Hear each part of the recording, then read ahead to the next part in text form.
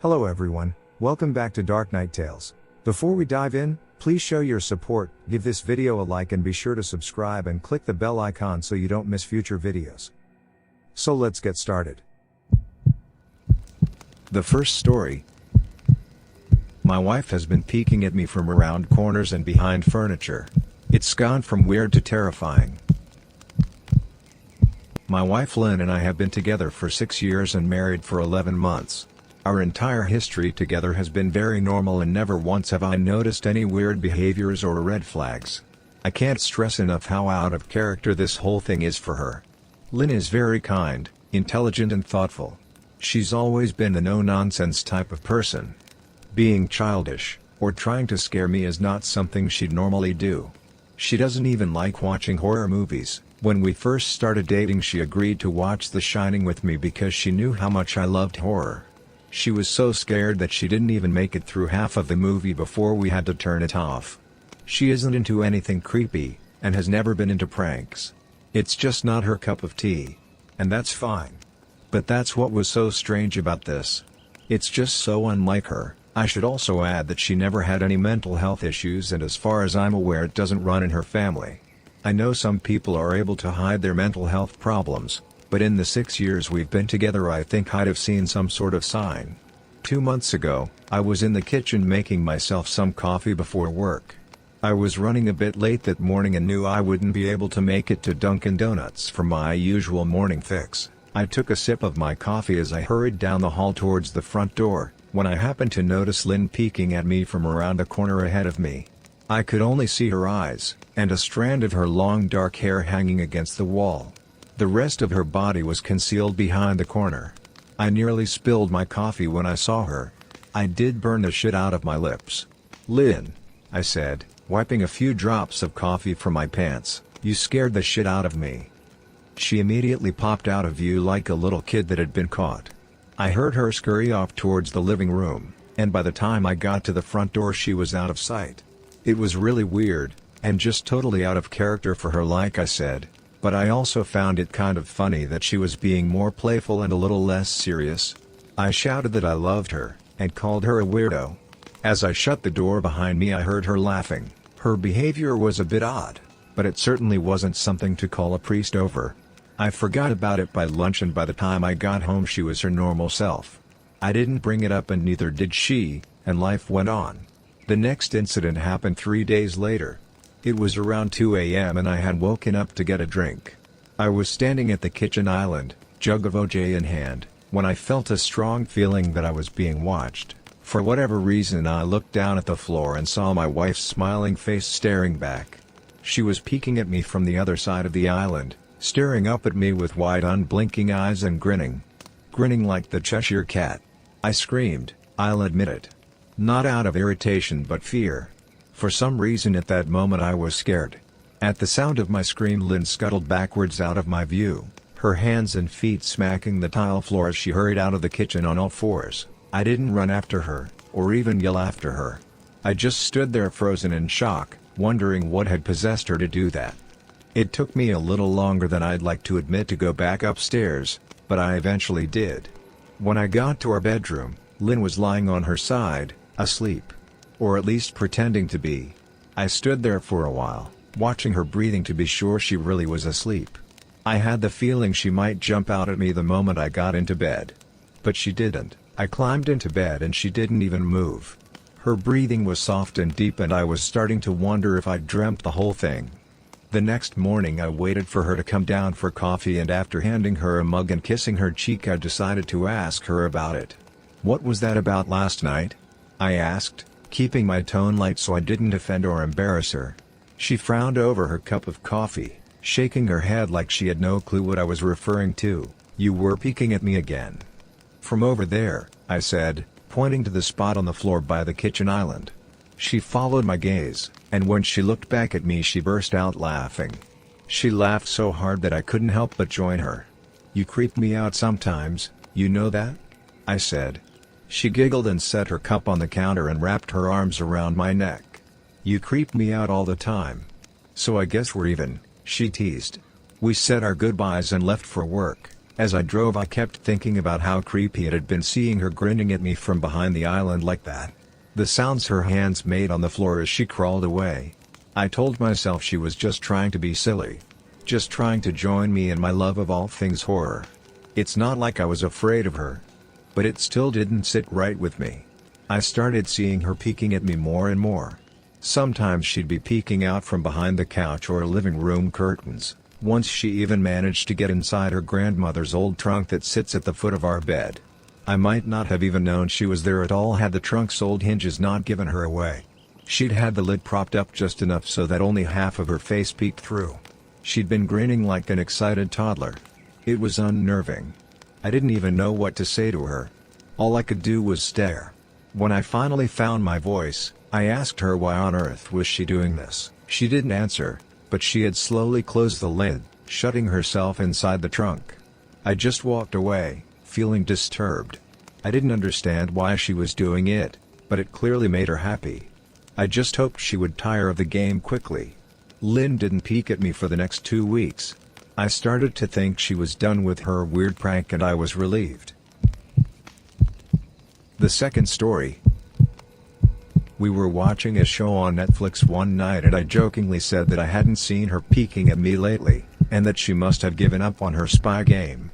She looked up at me with a small smile and said, "Maybe I've just gotten better at it." I didn't say anything, but I wondered whether or not she was joking. For the next few days I couldn't stop thinking about what she'd said. Was she still peeking at me when I wasn't looking and I just hadn't noticed? And if so, what the hell was she getting out of this? I started to feel paranoid, constantly checking whether she was watching from around the corner, or behind a door. I was jumpy whenever I was home and she wasn't in full view of me. I felt stupid and a little crazy. But after a few weeks without another incident, I began to relax. I stopped checking behind furniture and walls and told myself it was just a bad memory. Then a few days ago things got so much worse. Lynn left to go to a friend's, and I lounged on the couch and played a couple games on my laptop. Around 9 p.m. I hopped in the shower, and as I was washing the soap from my hair, I felt that awful feeling that I was being watched. I slowly opened my eyes and almost had a fucking heart attack. Lynn was peeking from behind the shower curtain, her entire head stretched into the shower, leaving just her body outside. Her long dark hair hung against the curtain, the ends dripping with water, her mouth hung open in a terrible grin, eyes wide and red, as if she hadn't blinked in a while. I screamed and jumped back against the wall. She didn't move, nor did her smile waver. Her makeup ran down her cheeks in 2 black streaks. She looked giddy and completely deranged. I was terrified. We stood like that for a few moments, neither of us saying a word. Finally, after what felt like forever, she slowly pulled her head back out of the shower, and I watched her blurry figure through the curtain as she moved backwards towards the bathroom door. A second later the bathroom door slammed shut, hard enough to rattle the mirror. I screamed again, and jumped out of the shower to lock the door. I stayed inside the bathroom for over an hour. Maybe I overreacted to some of you. But joke or not, I wasn't going to put up with the crazy shit anymore. That's what I kept telling myself as I paced in my bathroom, stopping to listen at the door every few minutes. Suddenly I heard a muffled sound, and I pressed my ear against the bathroom door, straining to listen. I couldn't hear anything, but I envisioned Lynn standing on the other side of the door, giggling at her joke. I felt a surge of anger. I was beyond pissed at being made to feel scared in my own house, and made to hide in the bathroom for an hour. All for what? Some joke? If it was a joke, it was an awful one. What, Lynn? I snapped. This shit is getting really annoying. I waited for her to apologize, or to call me a jerk. But instead I heard a faint moan, so quiet I wondered if I heard it at all, and then complete silence. Lynn?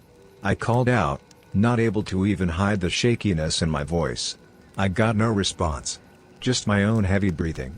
I swear to God, just stop it, I yelled, pounding my fist on the door. I waited for her to cuss me out, something I would expect from me talking to her like that. I never screamed at her before. But there was nothing. Just the occasional drip from the shower head. I won't deny that I was scared. Too afraid to open the damn door and face my own wife. I waited another 30 minutes or so, which feels like a lifetime when you're scared. Finally I decided I wasn't going to spend the night hiding in my bathroom, so I got down on my knees and peered under the door. I almost expected to see her face peeking back at me, but thankfully I didn't. I could see straight down the hallway to the top of the stairs, but no Lynn.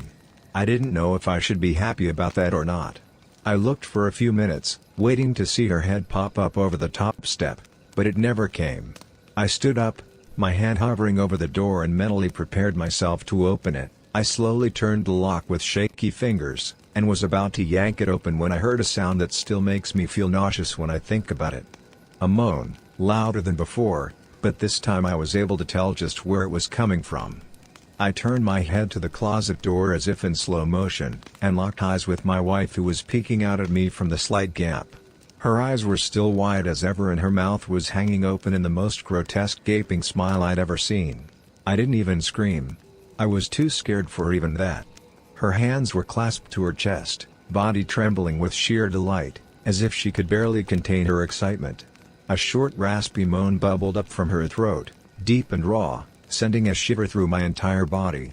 Somehow I found the ability to pull the bathroom door open and ran as fast as I could all the way down the steps, snagging my keys and phone from the table in the living room before running outside to my car. I could hear her shrill laughter behind me, but I didn't hear her getting closer. I didn't bother shutting the front door. I drove away from the house faster than I legally should have, shivering the entire time, either from fear or the cold. Maybe a little of both.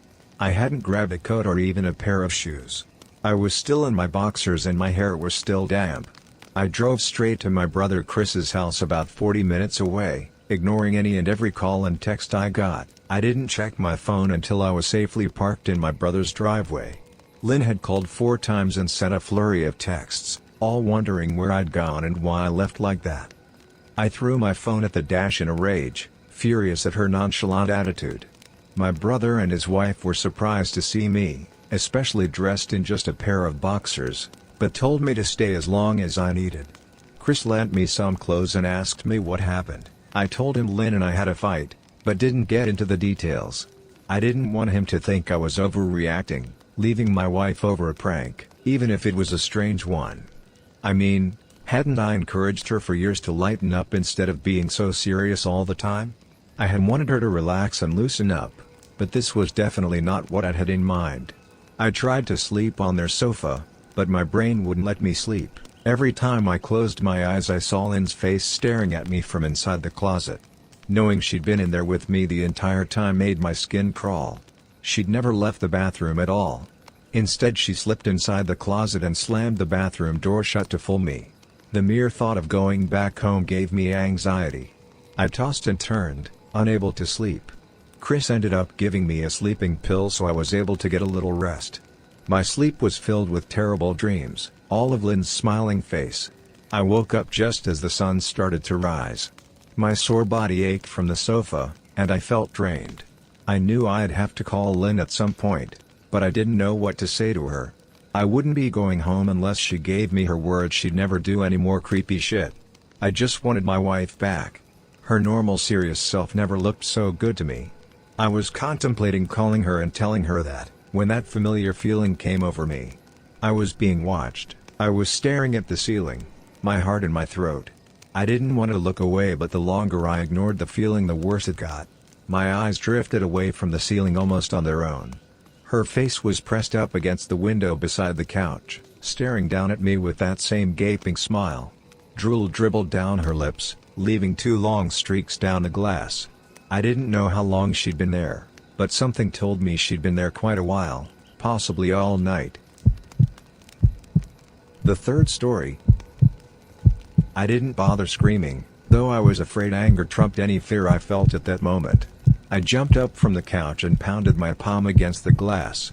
Lynn, are you crazy? What the hell is wrong with you? Just go home, I shouted. Now. She didn't move, and her ghastly expression never changed. If anything, her smile only grew, as if she had never been more elated. I could hear Chris and his wife moving around upstairs, as if Lynn could hear them from her place outside. Her head twitched slightly in their direction, and she began to close her mouth slowly. Chris called my name from upstairs, obviously concerned. I turned to see him and his wife Rebecca hurrying down the steps. When I turned back to the window, Lynn was gone. The only sign she'd been there at all was the 2 streaks of drool still dripping down the glass. I tried explaining to Chris and Rebecca about waking up to see Lynn watching me through their window. They were skeptical. Who wouldn't be? Chris and I went outside to the spot in front of the window, but there were no footprints in the dirt, just a slight indent. Animal probably, Chris guessed, and I didn't argue. He and Rebecca assumed I dreamt the entire episode, but they didn't understand, and I was too tired to explain it to them. I called out of work that day and turned my cell off. I didn't want to face Lynn. Just talking to her was too much for me at that point. I really started to believe something was irreversibly wrong with her. That no matter what promises she made, we'd never be the same again. The thought saddened me to my core. I cried most of the morning. By noon I figured I was ready to confront her. Give her one last chance to explain herself. I could at least give her that after 6 years, I told myself. I turned my phone on and saw the dozens of texts she'd sent, all from a seemingly concerned wife. Can we talk? I love you. Please call me. I'm really worried. Can you answer? Just come home. And more of the same. All texts telling me she loved me, and she wanted me home.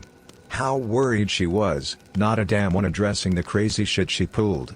Like she hadn't been acting like a character from a Stephen King book. Even her texts were different. She normally texted novels just to tell me to pick up a loaf of bread. You'd think she'd have more to say to me after her bizarre shenanigans. I know it probably seems childish to some of you who are miles away from this situation, but if you saw the way Lynn had looked at me, how she scampered away on all fours like some wild animal, grinning at me from inside the closet like a lunatic, then I think you'd find my reaction was warranted. I ended up staying with Chris and Rebecca for another night. I didn't wake up yesterday until afternoon, and thankfully I didn't see Lynn's face watching me through the window. I don't want to pry, because it's not my place, but is this fight something that can be mended? Rebecca asked. She'd made us both a sandwich for lunch and I knew she wanted to breach the subject without seeming to be nosy. I don't know. She's like a different person, I said, choosing my words carefully. I still wasn't ready for her or Chris to know the full extent of the batshit craziness I had been dealing with. People change, Ben. But she's still the same woman you married. Maybe you both just need to talk through your issues. Whatever's going on, I'm sure it can be fixed, she said, ever the peacemaker. I think it's beyond that now. I don't think talking would help. I just don't trust her, I said. The words stung in my heart. I missed and loved my wife. But how could I live with someone like that? Living in constant fear didn't sound too appealing. Lynn loves you, she has to be absolutely crushed, she said. I don't know about that, I said. Well, she certainly seemed like it to me. I've never seen her so upset. Very much unlike the Lynn I know, Rebecca said, shaking her head sadly. It took a full minute for her words to really sink in, and when they did, I felt dread worming its way through my skin. Wait. What do you mean? You saw her? You saw Lynn? I asked, my mouth suddenly dry. Rebecca nodded casually as if that fact wasn't nightmare fuel. Maybe for her it was an apostrophe T. She stopped by this morning just after Chris left for work. She said, cleaning the plates from the table. I didn't see her car though. Maybe she took an Uber or something. Beck. What did she say? Did she come inside? I asked, sweat starting to break out on my forehead. I began looking around, examining corners as though a predator lurked behind them. No. She just asked if you were awake yet and I said that you weren't. I asked if she wanted me to wake you but she said no. Just said to let you sleep, she said as she washed the dishes. That's all? She didn't say anything else? I asked. No. She looked awful though. Like she hadn't slept in days. I think you should call her. I got up from the table and thanked Rebecca for lunch. I felt a little bit better at the knowledge that at least she hadn't come inside. Still, I needed to double check that the doors were locked. I sat for a while trying to figure out what to do next. I didn't want to go home, but I felt that I owed it to Lynn to help her if I could. Hadn't I swore an oath to love and honor her through sickness and in health? Clearly she was very sick. If she was sick, which I truly believed she was. I had to try and get her the help she needed. But I didn't even know where to start. I didn't want to call the police, and besides, what the hell was I going to tell them? That my wife was peeking at me? That she was being creepy? As bizarre as she'd been, she still hadn't committed any crime. Not yet anyway. The police would have probably said that I was overreacting. But this wasn't some prank. It felt wrong, dangerous even. Like something sinister lurked beneath her smile. I knew as her husband I was well within my rights to have her committed, but what if she simply acted normal in their presence? She'd obviously been able to fool Rebecca into thinking she was just a concerned wife. As long as the doctors didn't find her a danger to herself or others, they'd have no choice but to release her after 72 hours. I felt lost and overwhelmed. So I did what any husband in my position would do. I called her mother. I didn't want to, believe me. Her mother, Marianne, and I were never on the best of terms.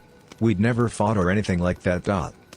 She just wasn't a very warm person, and wasn't really easy to get along with. She hardly ever smiled, and when she did, only her lips would move into a thin lip smile, leaving her eyes as blank as before. She gave off this aura that felt like she was permanently on the offensive.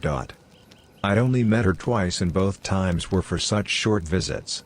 I got the impression she didn't approve of me for her daughter. Lynn always ushered us out quickly, as she didn't want me to feel uncomfortable, which I was grateful for. Being in her mother's company felt almost unbearable. Like walking on glass. I was glad when we moved 3 states away so we didn't have to see her often. I was happy to avoid the woman. But I needed her help. I really didn't want to talk to her at all, but I had to talk to someone, and someone who knew Lynn better than I did. So I grit my teeth and did what I had to. Yes? She answered, already sounding irritated. Marianne, it's me, Ben. Do you have a minute to talk? I asked. I could hear her cluck her tongue in irritation. I'm in the middle of writing some checks, but if you insist, I suppose I can spare a moment. What is it that you want to discuss, Benjamin? She said, coolly. It's about Lynn.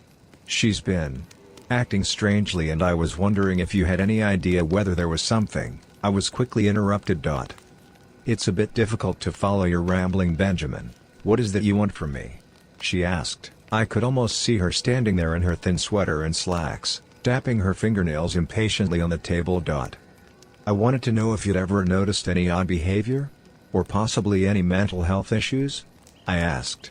There was a long, uncomfortable pause that I couldn't tell was because she was just thinking, or something else. Finally, after a few seconds, she spoke. I'm not sure if this is one of your jokes, Benjamin, but if so, I don't find the humor in it. Now I do have business to attend to, as I've said, so if you don't mind, she said, but I cut her off before she could get rid of me. Marianne, it's not a joke. I'm sincerely concerned about Lynn's mental health. Her behavior has been very erratic lately. I'm very worried about her, and I figured as her mother you would be as well, I said, my frustration evident in my voice. If you're truly concerned, then I suggest you get the health professionals involved. If you made it to the end of the video, thanks for watching. Don't forget to like, subscribe and share, and we will see you in the next video.